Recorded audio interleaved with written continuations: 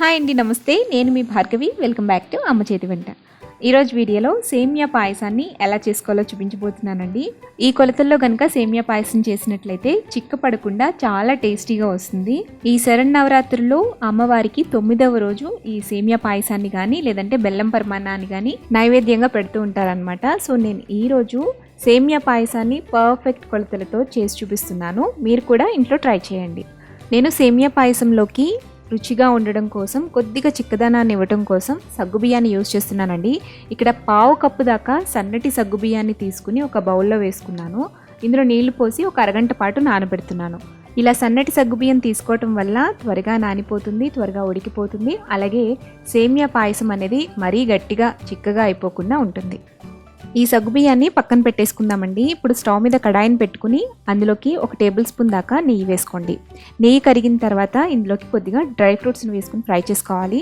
ఇందులో dry fruits అనేవి మీ ఇష్టం అండి, ఏవైనా యూజ్ చేసుకోవచ్చు. నేను ఇక్కడ ఎండు కొబ్బరి, జీడిపప్పు, కిస్మిస్ యూజ్ చేస్తున్నాను అనమాట. వీటన్నిటిని కూడా దోరగా కొంచెం గోల్డెన్ కలర్ వచ్చేంత వరకు ఫ్రై చేసుకుని ఒక బౌల్లోకి తీసుకుని పెట్టుకోండి. ఇప్పుడు అదే కడాయిలో మనం ఏ కప్పుతో అయితే సగ్గుబియ్యం తీసుకున్నామో అదే కప్పుతో 3/4 కప్పు దాకా సేమియా వేసుకుని దోరగా కొద్దిగా గోల్డెన్ కలర్ వచ్చేంత వరకు కూడా ఫ్రై చేసుకోవాలండి. నేను ఇక్కడ సగ్గుబియ్యం తీసుకున్నాను కదా, మీకు ఒకవేళ సగ్గుబియ్యం అవైలబుల్ లేకపోయినా సగ్గుబియ్యం వద్దు అనుకుంటే ఆ 1/4 కప్పు కూడా ఇలా సేమియానే యూజ్ చేసేసుకోండి, సరిపోతుంది. సేమియా ఈ విధంగా వేగిన తర్వాత ఇందులోకి అదే కప్పుతో 2 కప్పుల దాకా నీళ్లు పోసుకోండి. నీళ్లు పోసేసిన తర్వాత ఇందులోకి మనం నానబెట్టుకున్న సగ్గుబియ్యాన్ని నీళ్లు లేకుండా వేసేసుకుని ఉడికించుకోవాలి. ఈ సేమియాని సగ్గుబియ్యాన్ని కూడా లో టు మీడియం ఫ్లేమ్లో పెట్టుకుని మూత పెట్టి మెత్తగా సాఫ్ట్గా అయిపోయేంత వరకు కుక్ చేసుకోండి. సో ఇలా ఉడికిపోయిన తర్వాత ఇందులోకి మనం పంచదార వేసుకోవాలి. నేను ఇక్కడ 3/4 కప్పు దాకా పంచదారని యూజ్ చేస్తున్నానండి. ఈ స్వీట్నెస్ అనేది ఎక్కువ తక్కువ చేసుకోవచ్చు, కొంచెం అటు ఇటుగా. పంచదార వేసేసిన తర్వాత కరిగేంత వరకు కూడా లో ఫ్లేమ్లో పెట్టుకుని కరగపెట్టుకోండి. పంచదార పూర్తిగా కరిగిపోయిన తర్వాత ఇందులోకి ఒక 1/2 టీ స్పూన్ దాకా యాలకుల పొడి వేసుకుని మిక్స్ చేసుకోండి. ఇప్పుడు ఇందులోకి మనం పాలు వేసుకోవాలండి.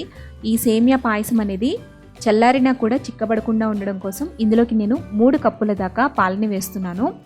అంటే టోటల్గా 1 కప్పుకి 5 కప్పులు, 2 కప్పుల నీళ్లు, 3 కప్పుల పాలు దాకా తీసుకుంటున్నాం. అప్పుడు సేమియా అనేది కమ్మగా ఉంటుందన్నమాట. పాలు వేసిన తర్వాత మీడియం ఫ్లేమ్లో ఒక 5 మినిట్స్ పాటు ఉడికించండి. ఇది కొంచెం చిక్కబడుతుంది, లైట్గా చిక్కపడితే సరిపోతుంది, పూర్తిగా దగ్గరికి ఉడికించకూడదండి. సో ఇలా ఈ కన్సిస్టెన్సీ రాగానే స్టవ్ ఆఫ్ చేసేసుకుని ఇందులోకి మనం ఫ్రై చేసుకుని పక్కన పెట్టుకున్న డ్రై ఫ్రూట్స్ని కూడా వేసేసి మిక్స్ చేసేసుకుని సర్వ్ చేసేసుకోవడమే.